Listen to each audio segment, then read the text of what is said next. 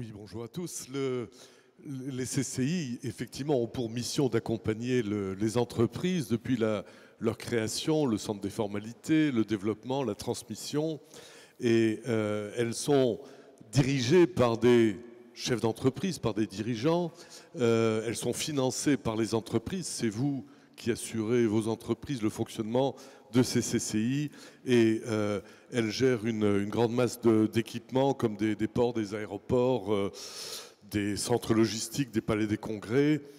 Et puis elles assurent des tâches de formation.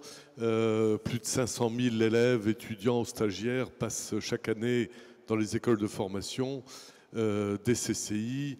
Elles forment à l'innovation, à l'intelligence économique, au développement durable, où elles entraînent encore les entreprises à l'exportation. Donc un tissu très actif ici en Lorraine, comme dans le reste de la France. En France, près de 150 chambres de commerce et d'industrie, dont une vingtaine de chambres régionales. L'ensemble est animé et dirigé par un Auvergnat. Bonjour l'Auvergne. Et c'est donc un réseau absolument irremplaçable.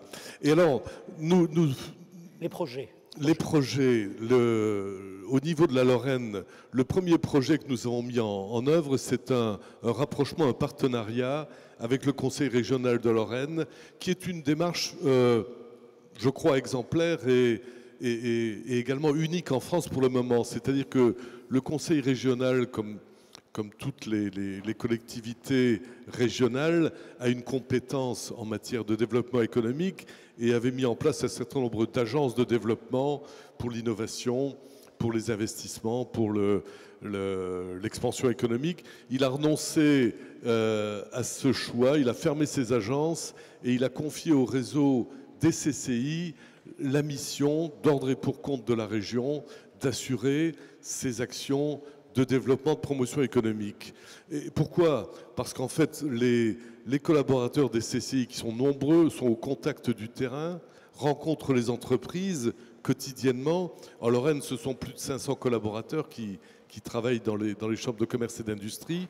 Et donc, on a une mission très claire de développement économique.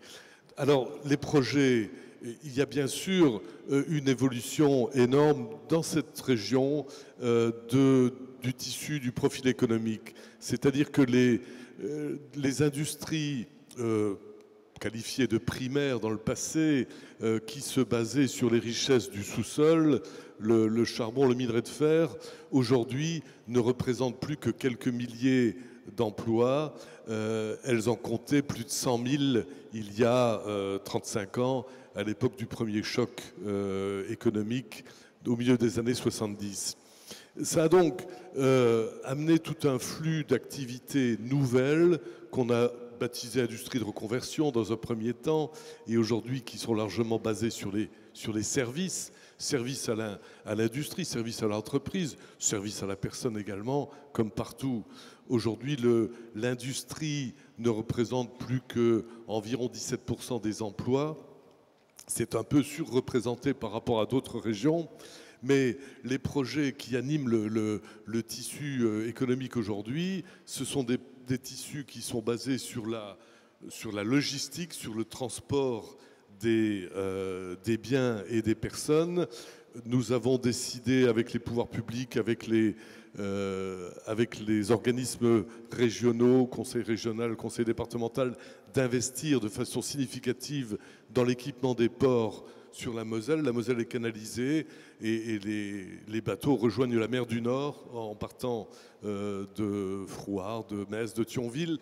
C'est un enjeu très important en termes économiques, en termes écologiques, naturellement. Ça veut dire, il faut bien comprendre, vous êtes donc en partie l'Interland de Rotterdam et d'Anvers. Tout à fait, tout à fait. Ces grands ports de la mer du Nord cherchent effectivement à avoir des bases de collecte, de regroupement ou de distribution de trafic. On évoquait tout à l'heure, le conseiller général François évoquait le projet Terra Lorraine. Nous allons effectivement réaliser sur une plateforme de plus de 100 hectares un centre de présentation et d'échange de produits avec des industriels chinois qui devrait avec un terme relativement rapproché, peu d'années, nous amener un trafic conteneur sur la Moselle canalisée de toute première importance.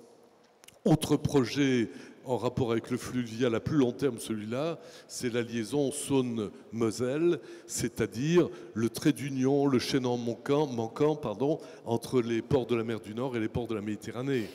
Une question toute simple, ce sera ma dernière, mais importante. Est-ce qu'en Lorraine, on gagne bien sa vie? Est-ce qu'on peut bien gagner sa vie en Lorraine? Simple. Écoutez, je crois qu'on gagne bien sa vie en Lorraine. Pourquoi? Parce qu'il y a des écoles de formation. Sait-on, savez-vous, que le quart des ingénieurs français est formé en Lorraine? Et nous avons des débouchés, que ce soit des débouchés sur le territoire ou des débouchés dans les pays voisins, parce qu'il y a une très longue tradition d'échange avec les pays de la grande région, dont on parlait tout à l'heure avec Roger Quézel, mais aussi beaucoup plus loin.